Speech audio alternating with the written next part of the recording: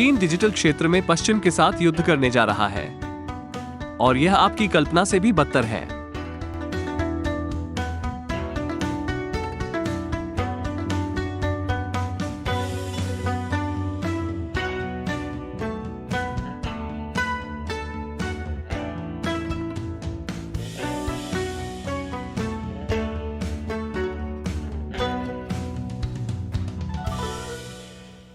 China uncensored में आपका स्वागत है। मैं क्रिस चैपल हूं।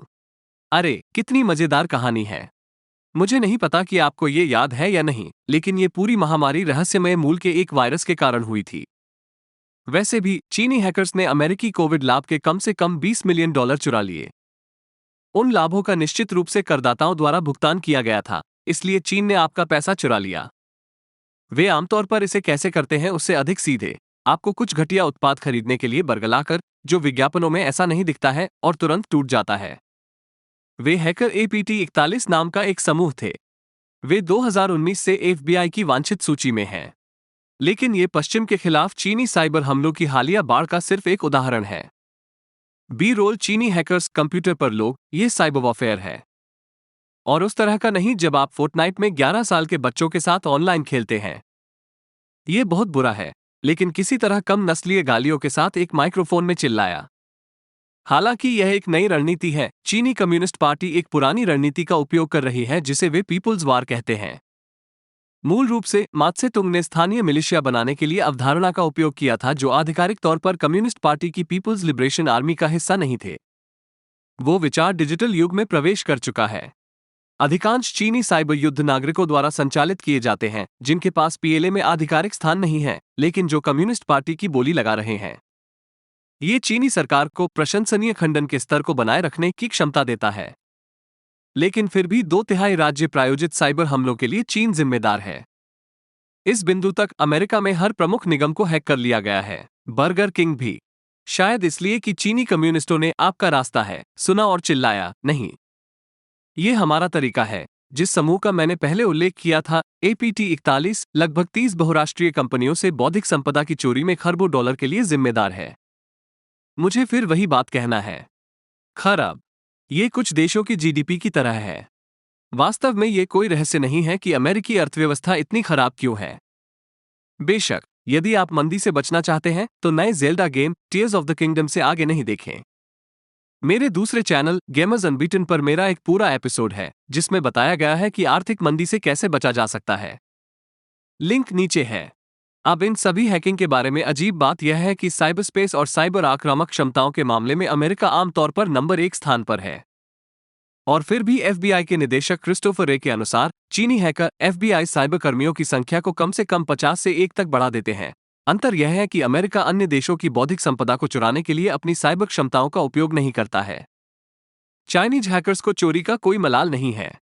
साइबर सुरक्षा फर्म मैंडिएंट की इस रिपोर्ट के अनुसार APT41 जासूसी लक्ष्यीकरण ने आमतौर पर चीन की पंचवर्षीय आर्थिक विकास योजनाओं के साथ गठबंधन किया है, लेकिन चीन के पास इनमें से कई समूह हैं। उदाहरण के लिए लाइट बेसिन, जो वैश्विक दूरसंचार कंपनियों पर हमला करने में माहिर है। यही कारण है कि मैं अब भी हमेशा अपने संदेश धुएं के संकेतों के माध्यम से भेजता हूं। यह एक ऐसा क्लाउड है जिसे वे हैक नहीं कर सकते। हालांकि कभी कभी बारिश होती है और LA में मेरे दोस्त उन्हें कभी नहीं पढ़ सकते। कभी कभी चीन लक्षित हैकिंग के साथ संदेश भेजता है।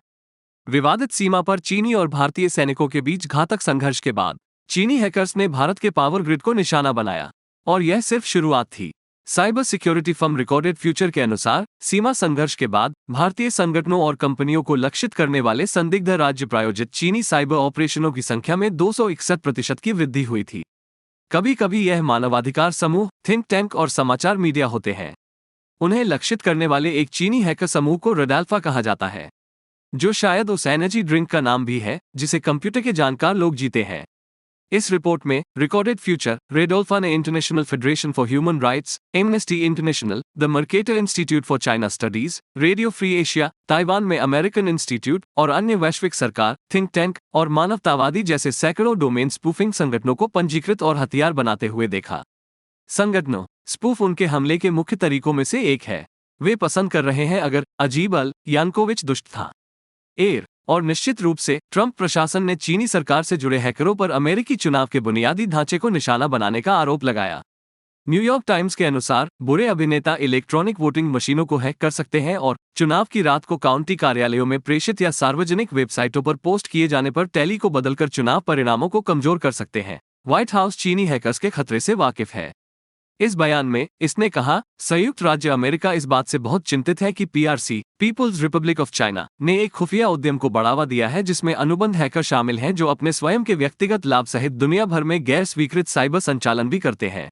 लेकिन वास्तव में समस्या से निपटना कठिन होगा, क्योंकि जबकि यह पूरी तरह से युद्ध में लगा हुआ चीन है, संयुक्त राज्य अमेरिका अभी भी यह महसूस करने में विफल रहा है कि यह युद्ध में है। और आप जैसे दर्शकों के समर्थन के बिना ये शो अस्तित्व में नहीं होता। YouTube अक्सर इस चैनल से लोगों को विमुद्रीकरण, दमन और गुप्त रूप से अनसब्सक्राइब करता है। स्थानीय लोगों पर हमारे विशेष सोशल मीडिया प्लेटफॉर्म पर शो में योगदान देकर, जिसे मैं चाइना अनसेंसर्ड 50 सेंट आर्मी कहता हूं, उसमें शामिल हों।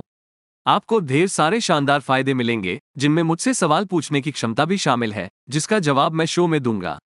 आज का सवाल तेजमन 777 से आता है। मैं ये पता लगाने के लिए डीएनए परीक्षण करना चाहता हूं कि मैं किस चीज से बना हूं, लेकिन मैं नहीं चाहता कि सीसीपी मेरे डीएनए पर कब्जा करे। क्या कोई कंपनी या डीएनए टेस्ट है जो मैं इसके बिना करा सकता हूं? यह मेरी समझ है कि बहुत सारा डेटा इसे सीसीपी के पास वापस कर देता है। चीन सक्रिय रूप से दुनिया भर से डीएनए डेटा एकत्र कर रहा है। एक व्यापक रूप से उपयोग किए जाने वाले प्रसव पूर्व परीक्षण ने लाखों गर्भवती महिलाओं के डीएनए डेटा वापस चीन भेज दिए। ये बेतरतीब लोगों के डीएनए का सबसे परेशान करने वाला संग्रह है, क्योंकि पिछली बार मैंने किसी को होटल के कमरे के अंदर ब्लैकलाइट चालू करते देखा था। जैसा कि एक अमेरिकी विशेषज्ञ ने कहा, वे दुनिया का सबसे बड़ा जैव डेटाबेस विकसित कर रहे हैं। एक बार जब वे आपके जेनेटिक डेटा तक पहुंच जाते हैं, तो यह ऐसा कुछ नहीं है जिसे आप पिन कोड की तरह बदल सकते हैं। और चिंता की बात यह है कि यह केवल चीन को डीएनए डेटा भेजने वाली कंपनियों तक ही सीमित नहीं रहेगा। इसे हैक करना भी एक विकल्प है। संघीय आंकड़ों के मुताबिक 2010 से अब तक 38.5 करोड़ अमेरिकियों के मरीजों के आंकड़े सामने आ चुके हैं। हम सभी व्यक्तिगत हैकिंग समूहों को जिम्मेदार नहीं जानते हैं, लेकिन यह एक उचित शर्त है कि चीन कम से कम इसके कुछ पीछे है। जिसके बारे में मैं केवल इतना ही कह सकता हूं, मैं अब आराम से नहीं बैठ सकता और कम्युनिस्टों की घुसपैठ, कम्युनिस्टों के मतारोपण, कम्युनिस्टों के विद्रोह और अंतर्राष्ट्रीय कम्युनिस्टों की साजिश को हमारे सभी कीमती शारीरिक तरल पदार्थों को सोखने और अशुद्ध करने की अनुमति नहीं दे सकता। आपके प्रश्न और आपके समर्थन के लिए धन्यवाद। और देखने के लिए धन्यवाद। एक बार फिर मैं क्रिस चैपल हूं। आपसे अगली बार मिलेंगे।